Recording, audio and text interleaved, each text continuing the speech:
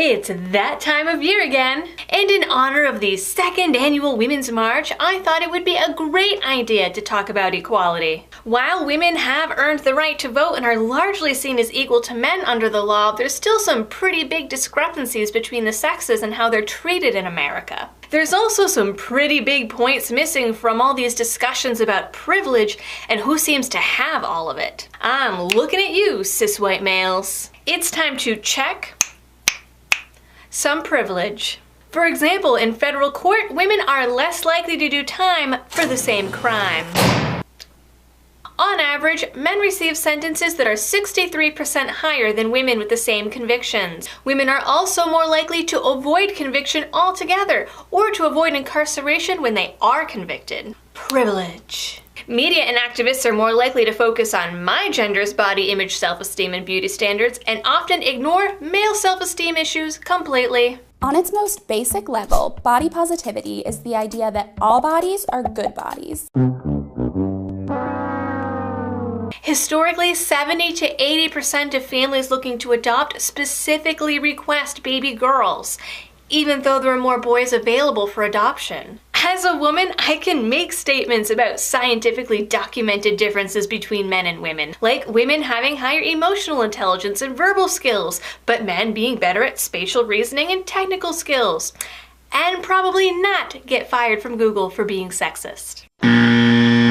I will, however, probably get called sexist or told I'm playing to the patriarchy or pandering to my audience for making this video simply because it focuses on inequalities experienced by men. Or worse, I'll get labeled an MRA. As a woman, I'm not automatically assumed to be a rapist, and I'll probably never get accused of sexual assault. But if I ever did actually try to rape or assault a man, no one would believe him because according to progressive outlets, it's only men who rape, and they're too dumb or sex crazed to understand consent anyway. I can also take off more time from work for caring for family members and sick children, work shorter hours, and pick humanities jobs with lower pay, and then blame the patriarchy for the size of my paycheck.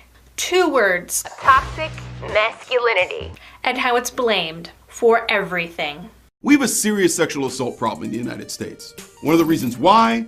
Toxic masculinity. Toxic masculinity may be to blame for men being way less environmentally friendly than women. The biggest thing to blame for the spate of mass shootings we've seen recently is something called toxic masculinity. The New York Times, which recently published a piece arguing that if left to their own devices, men would kill their dads and sleep with their moms. This, quote, toxic masculinity is killing everyone. Repeat, toxic masculinity is killing everyone. Repeat, toxic masculinity is killing everyone. Repeat, we could go on. In school, I was praised for my girlish behavior, while boys were usually punished for their boyish behavior. Rowdy boys are often automatically assumed to have ADHD and are sent to their doctors for testing and medication. More boys are diagnosed with ADHD, but science still isn't sure if it's because more boys do actually have ADHD or because of the growing trend of pathologizing male behavior. Female genital mutilation is illegal in the US. As a baby, I didn't have part of my genitals removed because someone else thought it would look better, or because they thought I would be too lazy or incompetent to properly clean myself as an adult. As a woman, I'm less likely to have a dangerous or risky job and therefore less likely to die from a work-related injury.